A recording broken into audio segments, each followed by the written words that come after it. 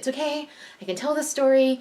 He's not working there anymore. He's never going to watch this video. I don't even think he knows how YouTube works. This is an okay story to tell.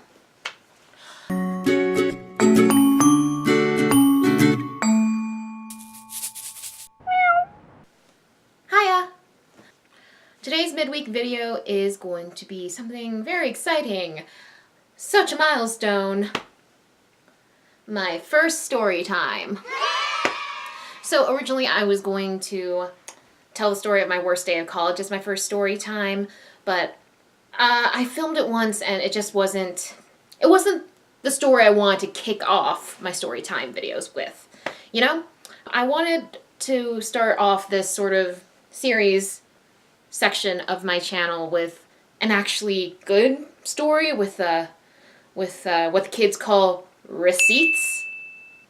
And the worst day of college story just wasn't the video I wanted to start with.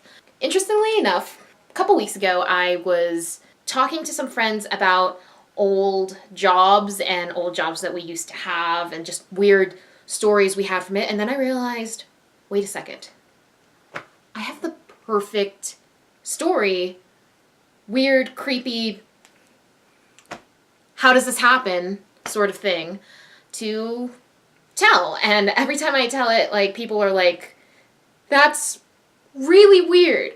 So I figured, you know what, this is it. This is the story I want to make a video about. So a little backstory to the story. How many times can I say story? Do we want to start a counter? No, the editing counter got way too annoying. Reno, if you don't know, is in Nevada. What else is in Nevada? Las Vegas. And while people in Reno hate being compared to Vegas as like a much more tame sort of Las Vegas, one thing that we do have in common with Las Vegas is casinos. At the tender age of 17, my first job was in a casino. I feel like if you don't live in Nevada, like, no one would relate to that, you know? I used to work in this place called Circus, and what Circus was, it was a hotel/casino that also had this unique thing called the Midway. I show a picture of the Midway on here. It was like this place with a bunch of arcade machines, but also attendants would run these carnival games inside the Midway, and that was my job. I would sort of being like, step right up, throw the ball into the bucket, and give me $1.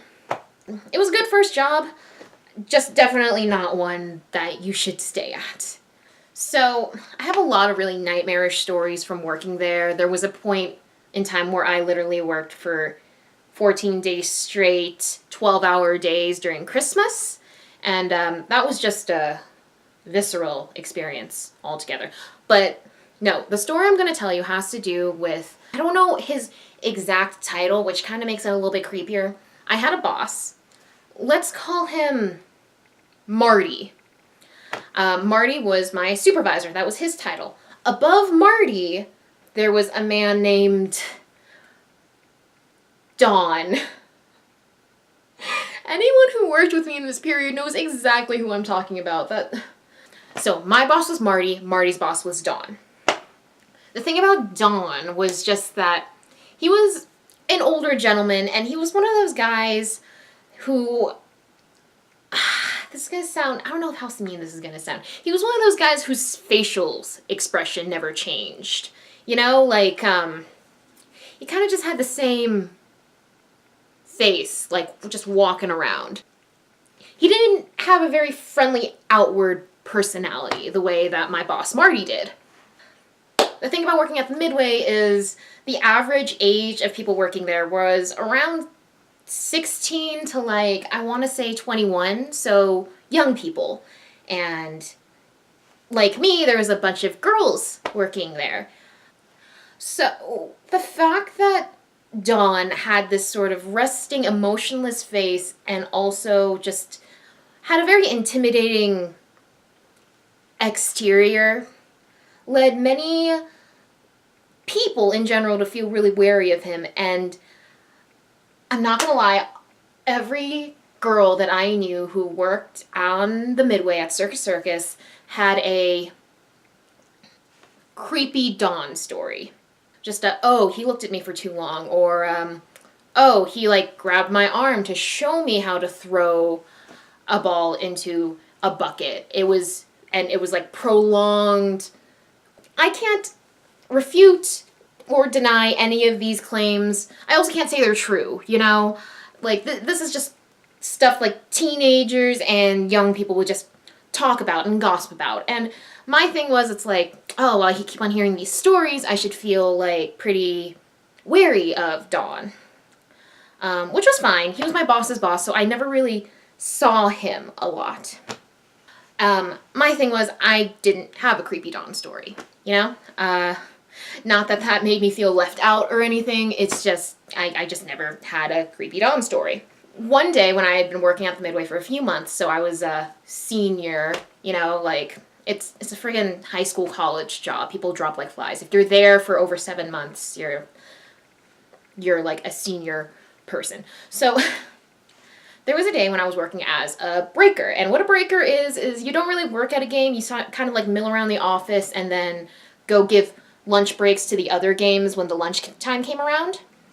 I was being a breaker. I didn't have a game to be in, I was hanging out in the office. So the office was basically like Marty's office, plus some other supervisors. It was like one big open space, sort of, where people could go in and like, you know, get their assignments and hang out and stuff, and there was like water cooler, whatever. Another weird thing about Don is he had an office behind the office. Like, if you had just started working there, you'd have no idea that there was a second room inside this office. Like, it was like hidden behind like 2 filing cabinets, and you had to like knock twice and put in a fingerprint code, and oh, there's a second office here. This is Don's office. I was in the office sort of counting my money, hanging out, drinking water, talking a bit with Marty. And then out of nowhere,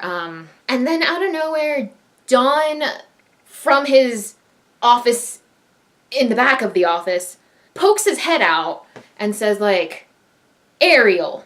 And I was like, "Yeah? Don, can you come back here for a second?" So I stand up and I think like, oh God, did I do something wrong? Because I've never been called into the back office before. So I go into this back office, which honestly just looks like a regular office. The only weird thing is the fact that it's behind another office. And he looks at me and I'm like, haha, am I in trouble? Trying to deflect my nervousness with humor. And Don goes, "Do you model in your spare time?" That's an odd question. And so I was like, haha, no? So then Dawn goes like, nah, I was just on Groupon and I saw this picture and it looks just like you. And I don't know how to respond to that. I'm like, well, what? That sentence doesn't make sense in my brain. I'm like, what do you mean that it looks just like me? And Dawn says like, come, take a look. I don't usually look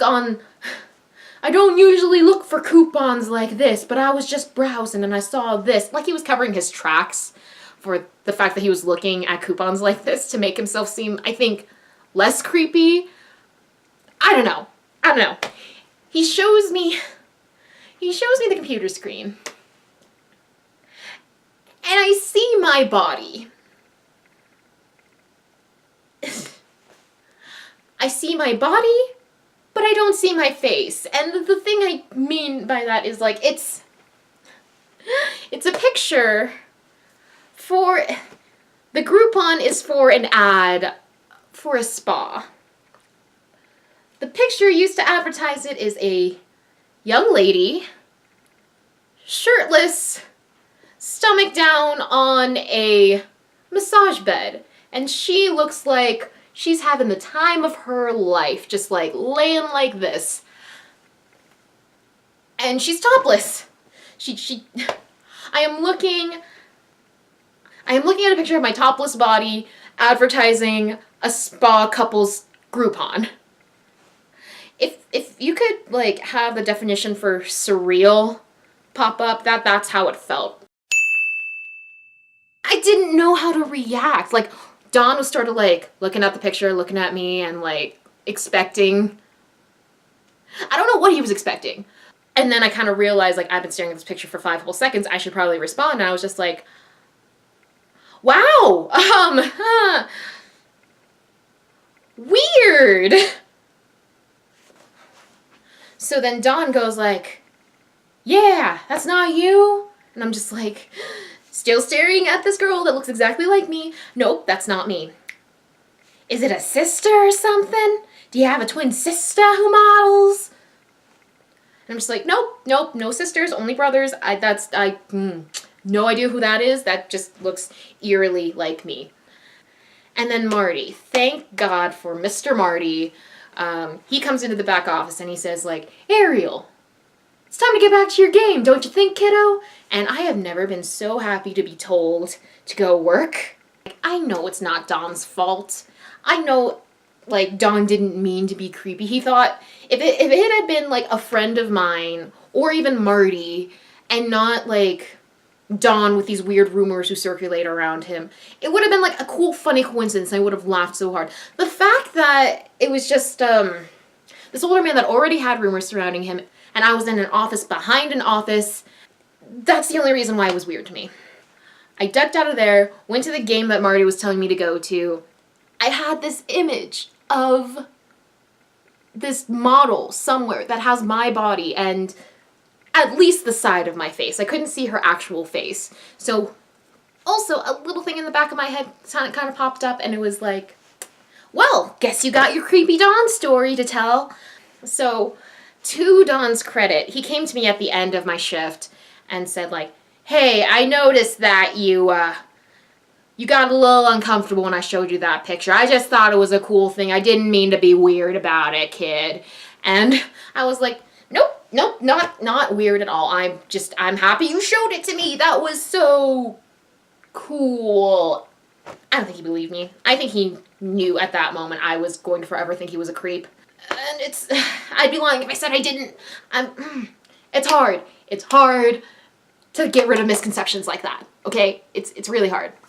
So that's kind of just the end of the story, honestly. It's really pretty anticlimactic. The only really cool thing is the fact that after I retold that story, I went around Groupon and thought like, I wonder if I can find that picture again. Because it's been a couple years since it happened, and I was just wondering like, I wonder if it's just like still floating around somewhere on Groupon. And, well, so it's like I've already looked at this picture like so much ever since I refound the picture, and it's, oh god, this is so embarrassing. Like, I shouldn't be embarrassed. I really shouldn't, because it's not me, is the thing. It's not me. But god, it looks like me. She has my hair, and like, that's kind of what my back looks like when I'm in a bathing suit.